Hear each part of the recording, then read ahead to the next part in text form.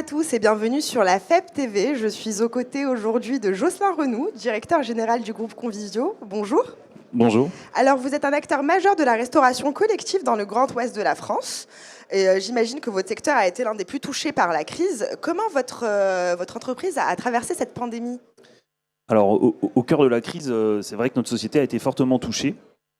Alors, vous avez parlé de société de restauration collective, mais aujourd'hui, nous sommes un groupe de restauration familiale avec deux grandes activités. Une activité principale qui est de la restauration collective, vous l'avez dit, et puis aussi toute une part d'activité qui s'oriente sur l'activité événementielle et traiteur. Au cœur de la crise, comme je vous l'ai dit, notre activité a été fortement touchée. On a vécu jusqu'à moins 90% de l'activité au moment du confinement total, puisqu'il ne restait à ce moment-là plus que les maisons de retraite qui font partie de notre giron d'activité, et puis quelques entreprises ou administrations de services publics nécessaires à la vie de la France. À la réouverture, forcément, l'activité a repris, mais aussi avec des bémols. J'imagine avec le télétravail. Le télétravail dans le monde de l'entreprise nous a tout particulièrement touché sur la reprise, puisque le monde du tertiaire tout particulièrement a été très majoritairement utilisé le télétravail. À ce moment-là, forcément, les restaurants d'entreprise se sont vidés. Mais de la même manière, les établissements scolaires ont par la conséquence de ce télétravail, subi aussi une certaine baisse d'activité, puisque les enfants, notamment maternelle et primaire, ont pu déjeuner à la maison, ce qui n'était pas forcément le cas dans une activité normale.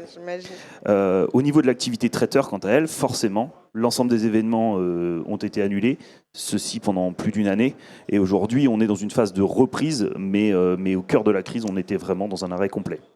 Alors, de la reprise, j'imagine que vous faites face à de nouveaux aléas ? Oui, alors clairement là aujourd'hui on reprend une activité. Alors sur l'activité standard de la restauration collective, on a une activité qui est revenue sur nos bases de 2019, hormis le secteur entreprise qui souffre encore, en tout cas qui évolue du fait de ce télétravail et qui reste présent. Et j'y reviendrai par la suite.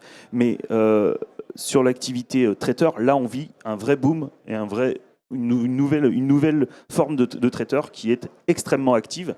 Par contre, on souffre d'autres problèmes, notamment la pénurie de personnel qualifié, de main-d'œuvre, de tout niveau, que ce soit du personnel traiteur, mais aussi en restauration collective. Vous peinez à recruter ? Grosse difficulté de recrutement aujourd'hui. Alors, il faut lancer un appel.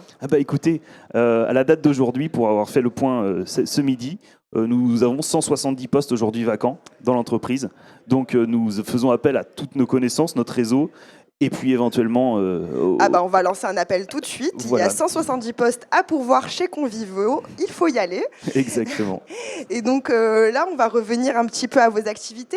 À l'heure où de nombreux chefs d'entreprise veulent pérenniser le télétravail, est-ce que vous ne devez pas revoir votre offre de restauration par rapport à l'entreprise ? Alors, très clairement, le monde de l'entreprise est en mutation. Il était en mutation engagé avant la crise Covid. Le Covid a clairement accéléré la démarche.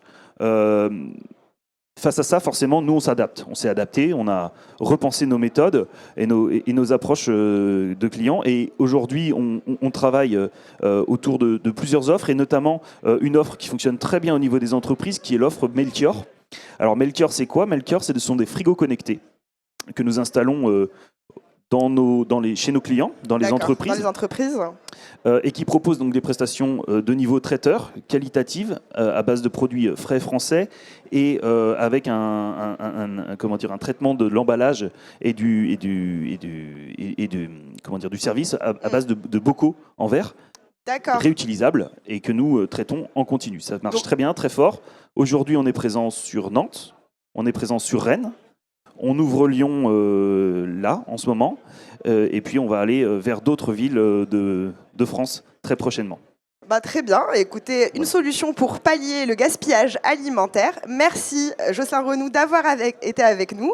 Et on se revoit tout de suite pour parler de culture avec Auguste Coudray. À tout de suite.